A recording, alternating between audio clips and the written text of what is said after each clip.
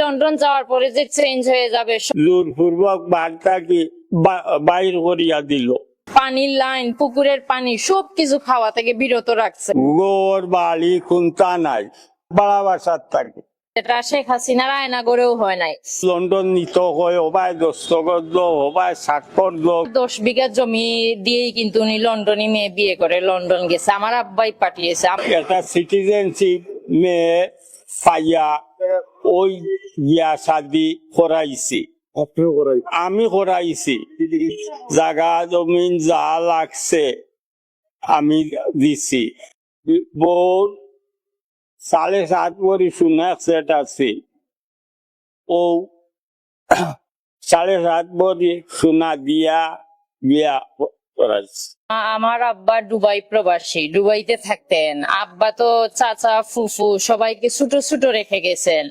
উনি তো আর বুঝেন নাই যে বড় হলে যে ভাই এরকম ওনার সাথে প্রতারণা করবে। তো উনি দুবাই প্রবাসী ছিলেন, দুবাই থেকে দাদা ছিলেন দেশে, দাদার কাছে চাচার কাছে এদের কাছে টাকা দেয়া হইতো, সবাই মিলে একসাথে জমি কিনছে। পুরো সম্পত্তিটাই আমার আব্বার টাকায় কিনা। তো উনি আব্বার সরলতার সুযোগ নিয়ে যে আব্বাকে হঠাৎ একদিন বললেন যে তুমি দুবাই থেকে চলে আসো, তোমাকে আর আম্মা আব্বাকে একসাথে লন্ডন নিব। লন্ডন নিতে গেলে অনেক ডকুমেন্টস লাগে, ডকুমেন্টস এর দরকার হয়, এইগুলোর জন্য তো তোমাকে আসতে হবে। তখন আব্বা সহজ সরল সাদা সিধে মানুষ, উনার কথা বিশ্বাস করে যে আপন মায়ের পেটের ভাই, তো আমার ভাই বলতেছে আমি কেন যাব না। তো আব্বা দেশে চলে আসেন। চলে আসার পরে উনি আব্বাকে দাদাকে দাদিকে নিয়ে বিভিন্ন জায়গায় যান, বিভিন্ন ডকুমেন্টস তৈরি করেন লন্ডন নেয়ার জন্য। তখন আব্বাকে বলছেন যে এখানে এখানে সাইন করো, লন্ডনের এম্বাসিতে তো দেখাতে হবে। তখন আব্বা ওনাকে ভাই তো বিশ্বাস করে সাইন দিছেন যে ভাই লন্ডন নিয়ে যাবে, লন্ডন চলে যাব। উনি ওইগুলো আত্মসাৎ করার পরে নেয়ার পরে তখন আর আব্বাকে নেন নাই। আমারে জোরপূর্বক বার্তা কি বাইর করিয়া দিল।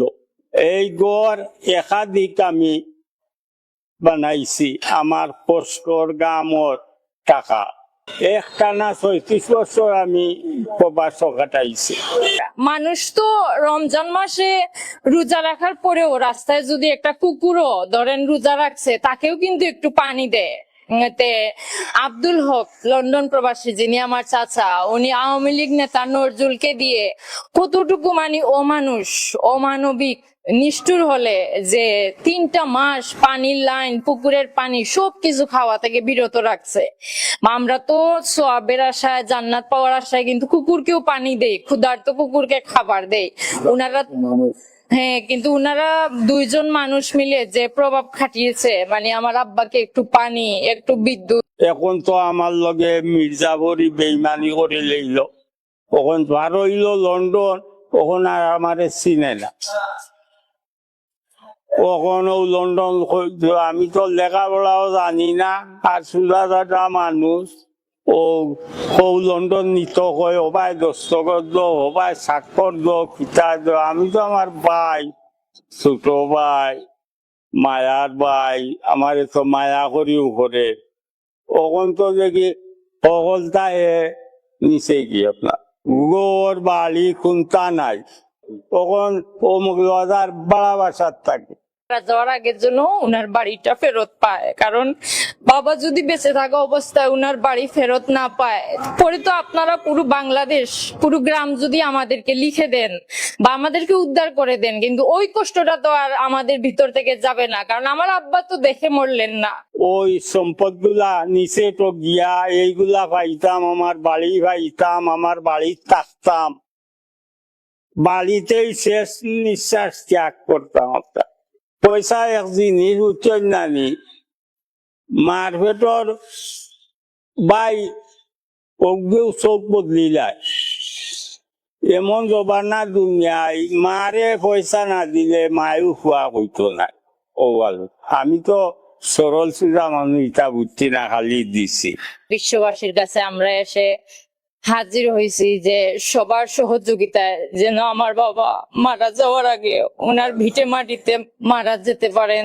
প্রবাসীরা আমাদের দেশে মোটেও নিরাপদ না, এবং প্রবাসীদের জন্য এমন একটা আইন করা হোক যেন প্রবাসীরা যার নামেই টাকা পাঠাক, যার নামেই তারা সম্পদ করুক, সেটা যেন তারা 100 বছর পরেও যদি দেশের বুকে আসে, এটা যেন সরকারের পক্ষ থেকে পদক্ষেপ নিয়ে তাদেরটা জন্য তাদেরকে বুঝিয়ে দেয়া হয়। আমি আকুল আবেদন জানাচ্ছি যে আমাদের দেশের আইন সস্তা না।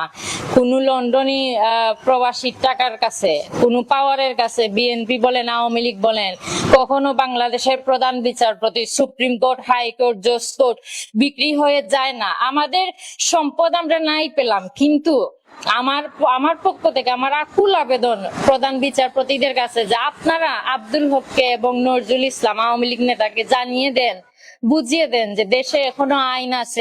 প্রশাসনের সর্বাত্মক সাহায্য কামনা করছি।